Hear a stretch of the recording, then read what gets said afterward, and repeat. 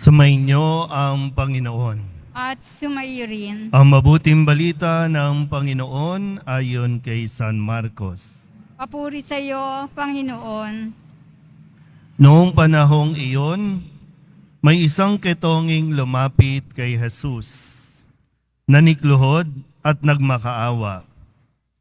Kung ibig po ninyo'y mapagagaling ninyo ako.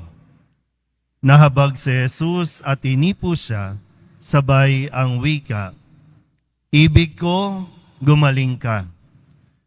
Noon di nawala ang ketong at gumaling ang tao. Pinaalis siya agad ni Jesus matapos ang ganitong mahigpit na bilin. Huwag mong sasabihin ito kanino man. Sa halip ay pasuri ka sa saserdote.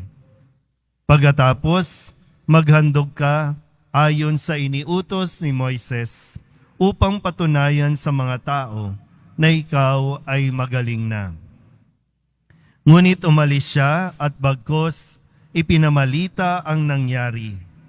Ano pat hindi na hayagang makapasok ng bayan si Jesus.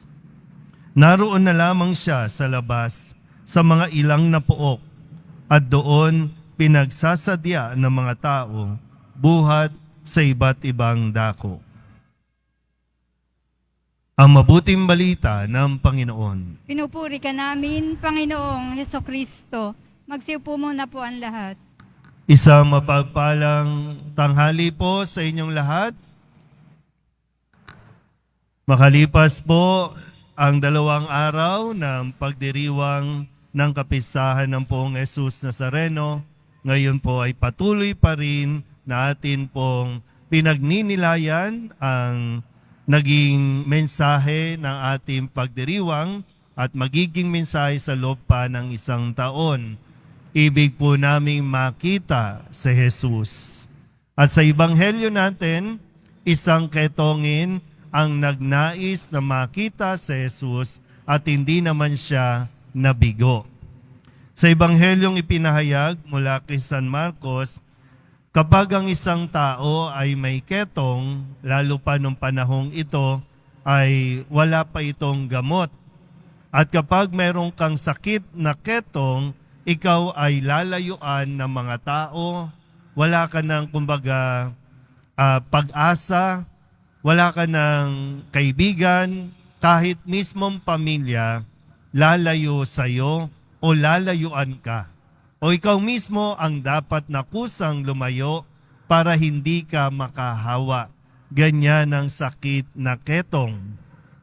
Hihintayin mo na lang na mamatay ka, o kaya naman habang hinihintay mo yan, hihintayin mo na may maawa sa iyo para magbigay ng pagkain.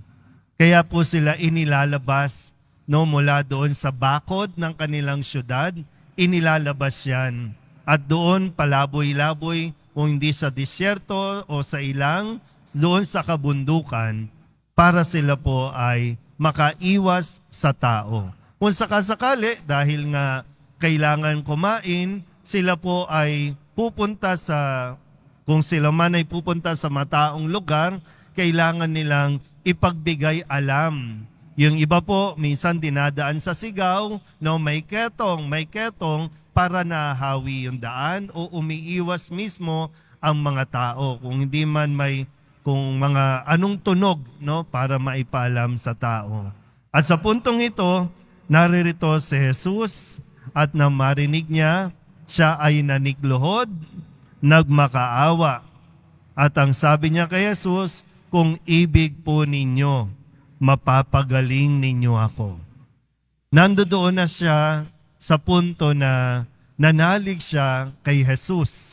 Hindi man niya lubusang kakilala pa si Jesus, pero nanalig siya dahil may mga pagkakataon po sa buhay natin na umaabot sa puntong wala ka talagang ibang pwedeng kapitan kundi ang Nazareno. Wala nang iba pa na makakatulong sa iyo kundi ang Nazareno. Ito yung halimbawa. Kaya, kung tutusin po, hindi po mahirap kausap ang Nazareno. Kaya nga sabi lang ng lalaki, kung ibig po ninyo, mapapagaling ninyo ako. At anong ginawa ni Jesus? Na bawal, yung protocol na ginagamit noon, bawal hawakan ang taong may sakit na ketong. Pero anong ginawa ni Jesus? Brinake niya ang protocol na ito, hinawakan niya, at ang sabi, gusto ko gumaling ka. Ganun lang kasimple. At gumaling yung lalaki.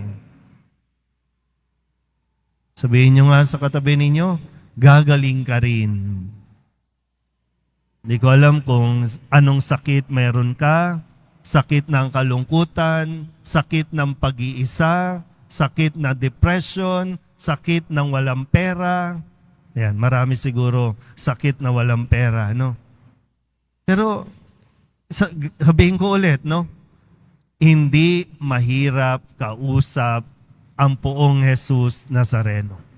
Simpleng salita lang ang kailangan mong gawin, ibibigay at maiintindihan ka. At tandaan mo rin, kahit gaano karaming tao ang nagsasabay-sabay na magsalita no, sa Nazareno, manalangin, humiling, lahat tayo napapakinggan niya. Naririnig niya tayo. Pinakikinggan tayo ng Nazareno. Malinaw po ba yon? Yan. So malinaw yon. Pero isang bagay ang kailangan nating linawin din. Nasa sitwasyon tayo at naiintindihan natin yung kalagayan ng ketongin na ito. Wala nang gustong tumulong sa kanya. Wala na siyang ibang malapitan. Umaabot tayo sa puntong yan. Naintindihan mo ang sitwasyon na yan.